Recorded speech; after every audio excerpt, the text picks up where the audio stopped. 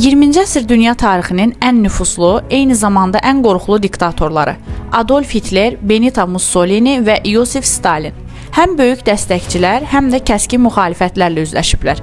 Bu liderlərin hakimiyyəti dönəmində bir çox sui-qəsd cəhdləri olub. Adolf Hitlerə bir neçə dəfə sui-qəsd planları hazırlanıb. Maurice Bavo, Johann Elzer kimi fərdlər Führerin ətrafında yaxınlaşmağa çalışıb.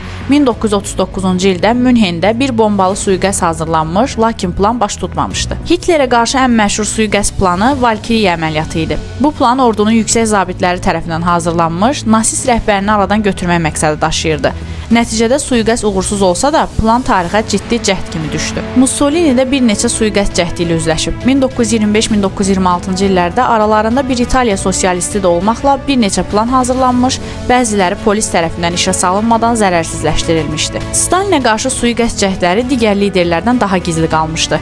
Rəsmi olaraq bəzi səylər qeyd edilsə də, 1931-ci ildən başlayaraq bir çox hadisələrin əslində uydurma olduğu və repressiyalara bəhanə kimi istifadə olunduğu da qeyd olunub. Hitler, Mussolini və Stalin kimi diktatorlar yalnız güc strukturlarına sahib olmayıb, həm də daim sui-qəsd təhlükəsi ilə üzləşiblər.